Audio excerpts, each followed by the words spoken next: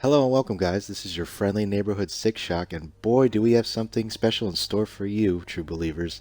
Today we're kicking off a brand new video project this month right here on Tavern Gaming. I'm so excited to unveil Marvelous May, a unique series of Marvel themed content on the channel. In this journey, allow me to be your host and guide, so sit back, relax, and let's jump into the worlds and adventures of our favorite Marvel heroes. Today we're kicking off Marvelous May with Marvel's most iconic character and my personal favorite of all time, the amazing Spider-Man.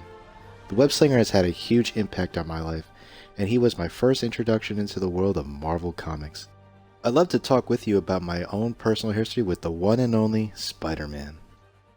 Created in 1962 by Stan Lee and Steve Ditko, Spider-Man first appeared in Amazing Fantasy number 15. From then on, Spider-Man would become a global icon. But I bet you're wondering, how did one character with such a simple premise go on to achieve superstardom? Was it his superhuman strength? Maybe it was his web shooting abilities. Or was it that cool spider sense he had? Well, to answer all that, sorry folks, it wasn't any of those. When it came to Spider-Man, Stan wanted to create a character that everyone could relate to. This is the main reason why the wall-crawling menace became so popular.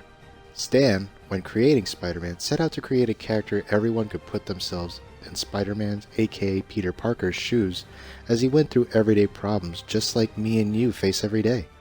Those problems include things like health, school, work, family, relationships, and even the loss of friends or even loved ones. Even when it came to the costume, Stan purposely covered Peter's face because he wanted the reader to imagine his or herself behind the mask. It is also in the pages of Spider-Man stories that Stan reminded us of his most famous quote, "With great power comes great responsibility." Our hero, Peter Parker, learns this lesson the hard way after losing his uncle to a criminal he could have stopped with his newfound powers, but unfortunately chose not to out of greed and pettiness for not getting paid what he was owed after a wrestling match he participated in. It was these relatable character traits over the years that have brought me to love the wall crawler. But my fandom for the character didn't start until after 2002 Spider-Man starring Tobey Maguire came out and blew me away as a kid. It was amazing to see Spider-Man saving people in my hometown of New York City. It was on that day, from then on, I was a Spider-Man fan. When it comes to the movies, I have every live-action Spider-Man film. My favorite live-action films that feature our web-slinging hero are the ones that feature Spider-Man in the MCU. I love seeing Spider-Man interact with other Marvel superheroes. Spider-Man Homecoming to me was the best live-action Spider-Man film because Spider-Man was featured alongside Iron Man himself. If I would have recommended a movie for you to see about Spider-Man, I'd totally recommend to you guys to go see Spider-Man Into the Spider-Verse. The film has an amazing message that anyone can be a hero and we all can do good in the world, which was the original message Stan tried to tell us through his stories.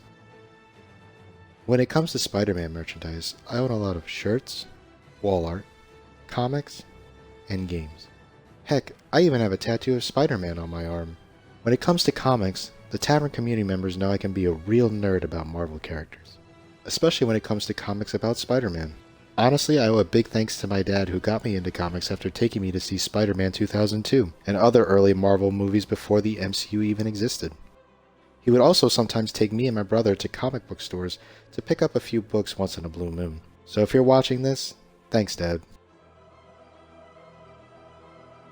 When it comes to Spider-Man specific comics, I have a ton.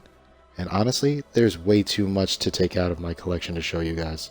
Plus, this video would be a heck of a lot longer if I continued on about the comics, so instead, I'll just recommend you 3 storylines for you guys to read on your own. Those stories I recommend are number 1, Ultimate Spider-Man, number 2, The Death of Gwen Stacy, and number 3, Superior Spider-Man.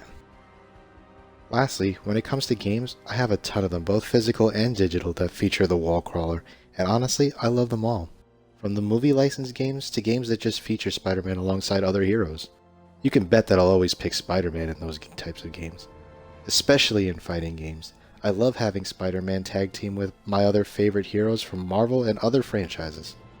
My favorite game to feature Spider-Man is Marvel Spider-Man and its sequel, Marvel Spider-Man Miles Morales. In Marvel Spider-Man, you must save New York from certain danger as you take on the Sinister Six. The Sinister Six includes iconic villains such as Mr. Negative, Shocker, Scorpion, Rhino, Vulture, and Doc Ock himself. I won't spoil the rest of the games for those who want to play it eventually. I will talk about what the game gets right, however. For starters, it makes you feel like Spider-Man through its amazing combat system and open-world, free-swinging environment. On top of that, the game's story really immerses you in the world of Spider-Man. The game's sequel, Miles Morales, does the same thing as well, but changes movements and powers of Miles to make the experience feel fresh and new. Here are my top 3 games that I would recommend any Spider-Man fan should play. Number 1, Marvel's Spider-Man. Number 2, Marvel's Spider-Man Miles Morales. And number 3, The Amazing Spider-Man for Xbox 360.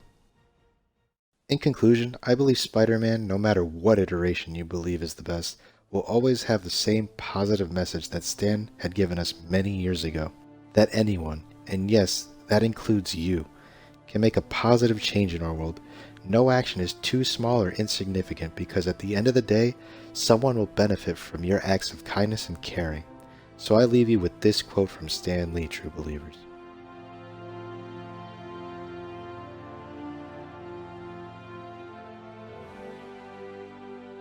Thank you so much guys for watching. I hope you enjoyed me sharing my love for Spider-Man with you guys.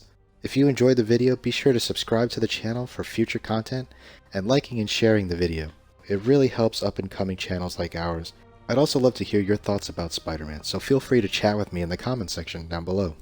Thank you again guys, and until next time, have a marvelous May. Excelsior!